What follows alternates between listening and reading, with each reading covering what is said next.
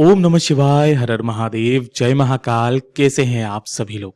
देखिए, हम सबको पता है कि आज है चैत्र नवरात्रे में पड़ने वाला सोमवार का दिन और आज के दिन पड़ रही है सोमवार की पंचमी तिथि। पूज्य गुरुजी ने कहा कि नवरात्रे में पड़ने वाले सोमवार की रात्रि जिस घर में भी ये दो गुप्त शिव दीपक जला दिए जाते हैं महाराज, उस घर के बड़े से बड़े कष्ट, बड़े से बड़े रोग, बड़े से बड़े दुख और बड़ी से बड़ी समस्याएं जीवन भर के लिए समाप्त हो जाती है। जो भी जीव अपनी कामना कहकर के इन दो दीपकों को विशेष स्थान पर जला देता है, माता रानी की कृपा तो क्या, खुद महादेव उनकी मनोकामनाओं को पूरा करते हैं। पूज्य गुरुजी की ही कथा से सुनकर के और समझ करके इस विशेष उपाय को बहुत आसान भाषा में आप सभी लोगों को बताऊंगा, परंतु उससे पहले आप सबसे बस एक छोटी सी प्रार्थना करूंगा कि जो भी शिव भक्त पहली बार आए हैं चैनल को सब्सक्राइब जरूर कीजिएगा और वीडियो को लाइक करके देव आदिदेव महादेव का जो प्यारा नाम आपको आता है कमेंट बॉक्स में जरूर से लिख दीजिएगा। इस पूरे वीडियो में हम 4 महा उपायों के बारे में बात करेंगे जिन्हें आपको आज की रात्रि करना है, तो ध्यान से सुनना है और समझने की कोशिश करना है। सबसे पहले बात करते हैं हमारे पहले वाले उपाय की। ये वही उपाय है जिसमें आपको 2 शिव दीपक जलाने वाला उपाय करना होता है।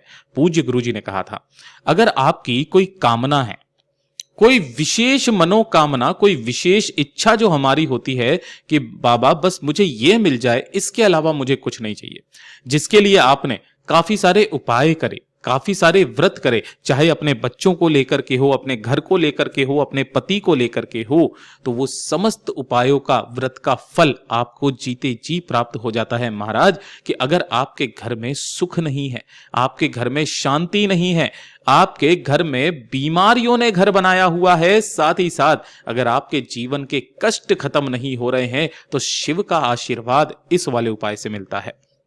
गुरुदेव ने कहा, आज की रात्रि चाहे स्त्री चाहे पुरुष, क्या करना है, आपको 2 दीपक तैयार करने हैं। अब यहां पर जो दोनों दीपक होंगे वो किसके होंगे, आटे के दीपक। ये चीज का ध्यान रखना, आपको यहां पर मिट्टी का दीपक काम में नहीं लेना है। आपके घर में जो भी गेहूं का आटा है, उसी गेहूं के आटे के 2 दीपक आपको तैयार करने हैं और दोनों के ही अंदर आपको लगानी है गोल बाती।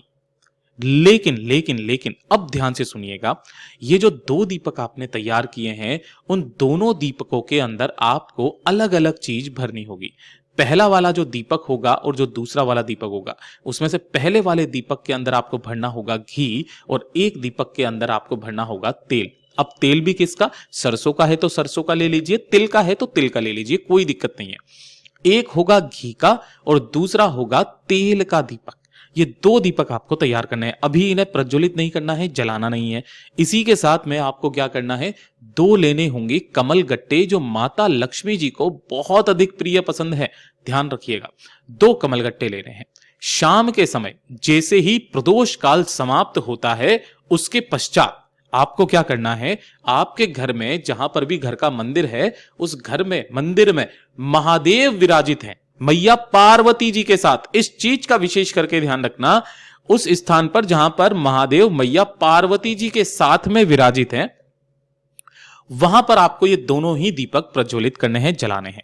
अब ध्यान रखना, एक दीपक जो होगा वो आपको जलाना होगा महादेव जी के सीधे हाथ की तरफ, इस साइड में, यहां पर आपको रख देना है जमीन के ऊपर, और दूसरा महादेव जी के उल्टे हाथ की तरफ।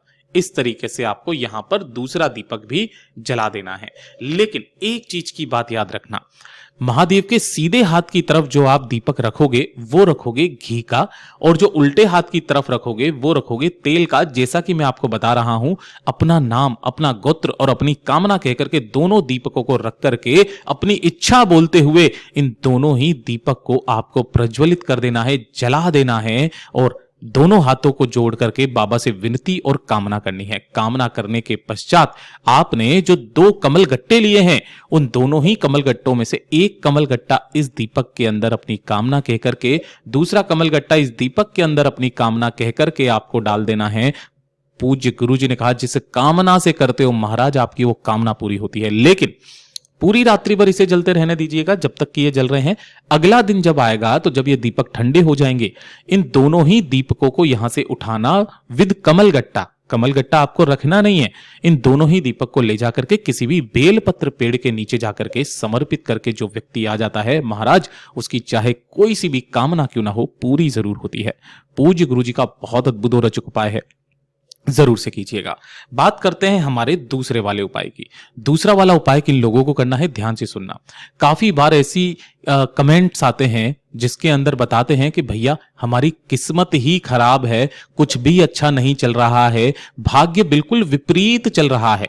कुंडली में हो सकता है किसी तरीके का कोई दोष हो जिसकी वजह से आपके बनते बनते कार्य बिगड़ रहे हो, शादी नहीं हो रही है, नौकरी नहीं लग रही है, मान सम्मान में कमी आ रखी है।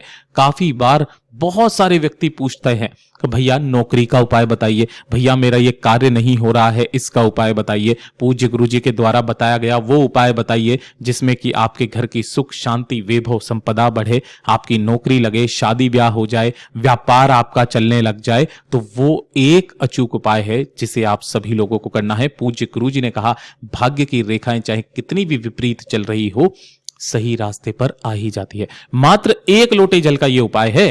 तांबे के कलश में 1 लोटा शुद्ध जल लेना है अपने घर का, ठीक है, और इसके अंदर आपको मिलाना है 2 से 4 बूंदे गंगा जल की।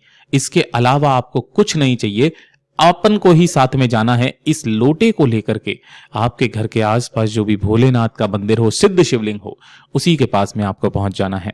यहां पर पहुंचकर शिवलिंग के पीछे की तरफ में आपको आसन लगा करके बैठ जाना है, जिससे आपका मुख उत्तर दिशा की तरफ में हो जाएगा। इस वाले उपाय को सिर्फ शाम के समय आपको करना है।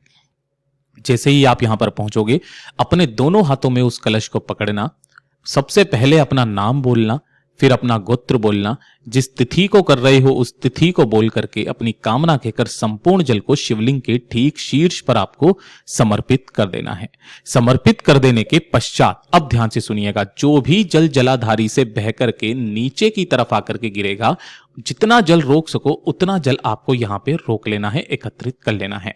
अब ये वाला जो जल है, इसी जल के अंदर अपने दाहिने हाथ की 3 उंगलियां, कौन कौन सी, ये वाली 3 उंगलियां सीधे हाथ की, इन तीनों उंगलियों को आपको इसी जल के कलश के अंदर आपको डुबोना है।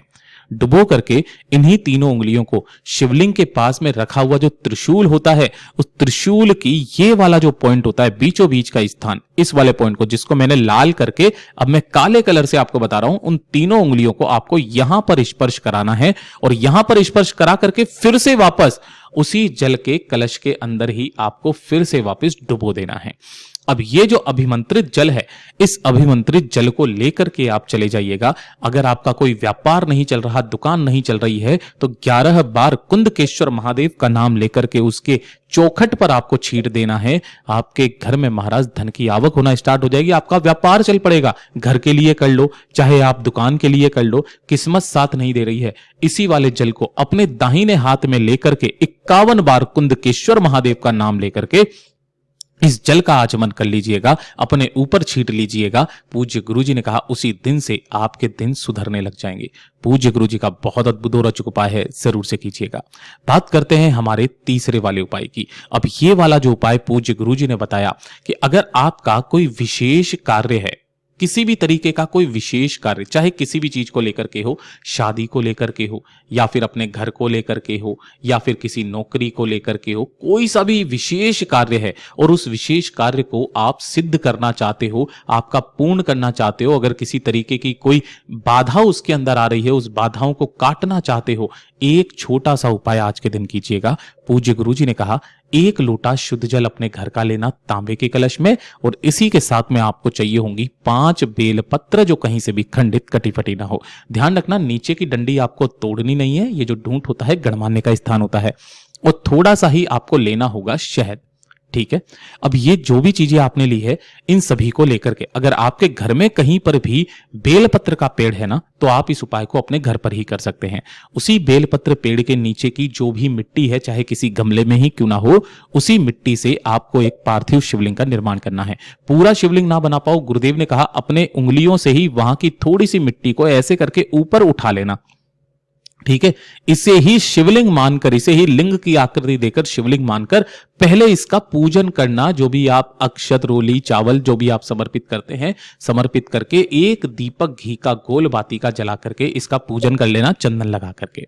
पूजन करने के पश्चात अब आपने जो यहां पर 5 बेलपत्र लिए हैं, उन 5 बेलपत्र की तीनों पत्तियों पर, इस पर भी, इस पर भी और इस पर भी शहद की मात्र एक एक बूंद लगा करके श्री शिवाय नमस्तुभ्यम मंत्र का स्मरण करते हुए संपूर्ण बेलपत्रों को इसी वाली शिवलिंग के ठीक शीर्ष पर आपको एक एक करके ऐसे समर्पित करना है कि सभी की जो डंडियां रहे वो अलग अलग दिशा में रहे। 5 बेलपत्रों को समर्पित करके दोनों हाथों को जोड़ करके अपना नाम, अपना गोत्र और जिस कामना के लिए, जिस कार्य सिद्धि के लिए आप कर रहे हो, उस कार्य सिद्धि को बोल करके वहीं ढोक दे लेना। 15 मिनट के पश्चात वापस आना और जो 1 लोटा शुद्ध जल लिया है, उस 1 लोटे शुद्ध जल को श्री शिवाय नमस्तुभ्यम मंत्र का स्मरण करते हुए इसी पार्थिव शिवलिंग के ऊपर समर्पित कर दीजिएगा, जिससे पार्थिव शिवलिंग का वहां का वहीं विसर्जन हो जाएगा। पूज्य गुरु जी ने कहा आगे आने वाले 21 दिनों के अंदर अंदर आपका वो कार्य संपूर्ण जरूर होगा। पूज्य गुरु जी के सभी उपाय बहुत ही ज्यादा खास और अद्भुत जरूर कीजिएगा। वीडियो पसंद आए तो लाइक करना, चैनल को सब्सक्राइब जरूर कीजिएगा।